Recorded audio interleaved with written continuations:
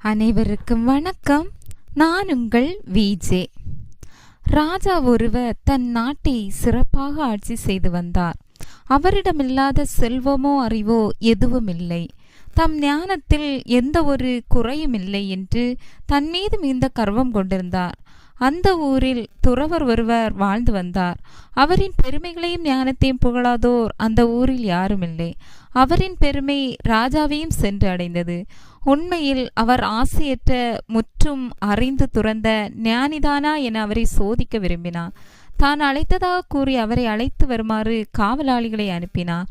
அவர்கள் துறவியின் வசிப்பிடம் வந்தனர். துறவியோ முற்றும் உணர்ந்த ஞானி. அவர்கள் வந்தவுடனே அனைத்தையும் புரிந்து கொண்டார். தன்னை சோதிக்க விரும்பும் ராஜாவிற்கு சில உண்மைகளை புரிய வைக்க எண்ணினார். அரண்மனையை அடைந்ததும் ராஜா அவரை சிறப்பாக வரவேற்றார். துறவியே, உங்களுக்கு என்ன வேண்டும்? என்னிடம் கேளுங்கள் என்றார் ராஜா. துறவி மனதினுள்ளே புன்னகைத்தார். ராஜா துறவி எதுவும் கேட்க மாட்டார், அவரின் ஆசையை மேலும் தூண்டி பார்ப்போம் என்று திட்டம் தீட்டினார். சற்றும் எதிர்பார்க்காத விதமாக எனக்கு 100 பொற்காசுகள் வேண்டும் என்று கேட்டார் துறவி. அதிர்ந்து போனார் ராஜா. பற்று இல்லாமல் இருக்க வேண்டிய துறவி செல்வத்தை தேடுவதா என மனதிற்குள் எண்ணிக்கொண்டார். எதுவும் பேசாமல் பொற்காசுகளை கொடுத்து வழி அனுப்பினார்.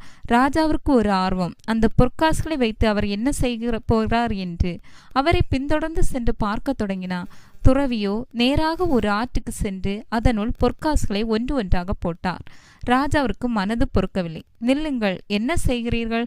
உங்களுக்கு பொற்காசு வேண்டாமெனில் வேண்டியவருக்கு தரலாமே, ஏன் ஆற்றில் போடுகிறீர்கள் என்று பதைபதைத்தார். துறவி புன்னகையோடு, எப்பொழுதும் இந்த பொற்காசு என்னிடம் கொடுத்தாயோ அப்போதே இது என்னுடையது. இதை என்ன செய்ய வேண்டும் வேண்டாம் என்று நானே முடிவு செய்வேன் என கூறினார். பொற்காசை ஒரு பொருளாக மதிக்காமல் நீரிலே போட்டு அவரது பற்றற்ற தன்மையும் அறிவாளியாக நினைத்து ஆணவம் கொண்ட தனது அறிவின்மையும் ஒரு செயலில் உணர்த்திய துறவியை வணங்கினார் ராஜா. நீதி. மற்றவரிடம் குறை தேடும் முன் நம்மை திருத்திக் கொள்ள வேண்டியது அவசியம். நன்றி.